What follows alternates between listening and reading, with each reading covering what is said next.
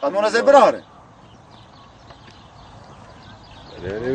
Memleket etmel ve bölge toprağa garbek bir şirketin naftana. O tenerji başın. Yalnız kırsal kesim ki baran direkt lebariya verim abi direkt mi? Fakat va arde dine düz va ovay düz arde vane goşt arde bu goşt yani. Arde baş var ama televan boylinici o zede baran per lebariya cehvan zer bu ye. Bölge tamamen cehi bölge zer. Her sası pivi sazere. Ben bölgede bir zahireciyim. Ekim işlerden az çok anlıyoruz.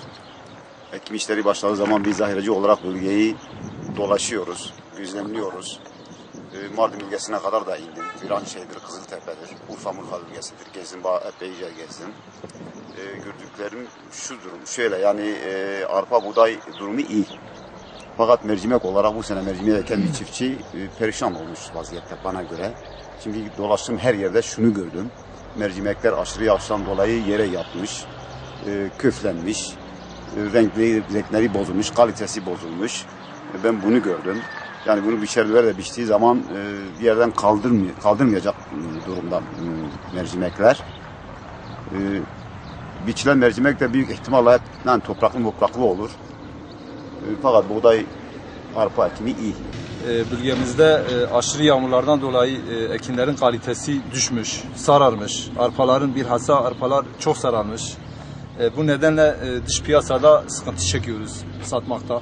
Malın satışında sıkıntı çekiyoruz. Perakendeci almaya yanaşmıyor.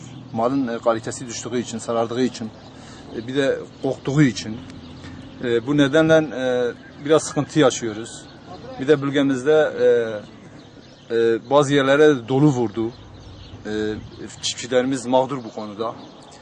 Bu nedenle devletimizden beklentimiz şudur ki Toprak Mahsulleri Ofisi güzel bir fiyat vermesini bekliyoruz. Geçen sene gerçi arpaya herhalde fiyat biçmedi devlet. Bu sene beklentimiz güzel bir fiyatın vermesi arpaya bilhassa.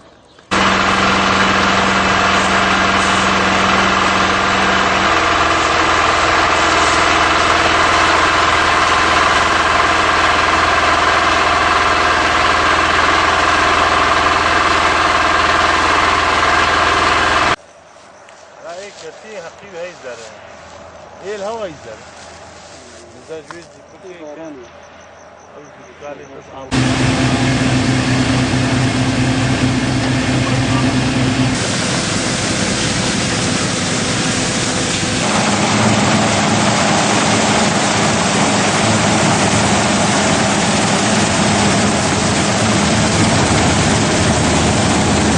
abi والله إسال زاد بیچر وقت ناف و زاد باران پرهات حیا درنگ والله زاد بعرضه زلقيني يعني ام بي حياه بیچر اديجه بزحمتيه و افل جمع باران پرهات حیا داوين باران پربو. Bu sene bizim bölgemizde geç vakitlere kadar yağmur yağdı. Ekinler fazla derecede zarar gördü. Biz biçerci olarak biçimde de bayağı zorluk çekiyoruz yani. Mercimekle arpa, buğday yani bayağı zarar gördü. Bu zararı çiftçilerimize yardımcı olmak için devletten destek bekliyoruz. Bizim bölgemizde hasat zamanı başladı. Hasat zamanı başladı. Arpalar bazı köylerde dolu vurmuş köylerde. Şimdi yavaş yavaş arpaları biçiyoruz.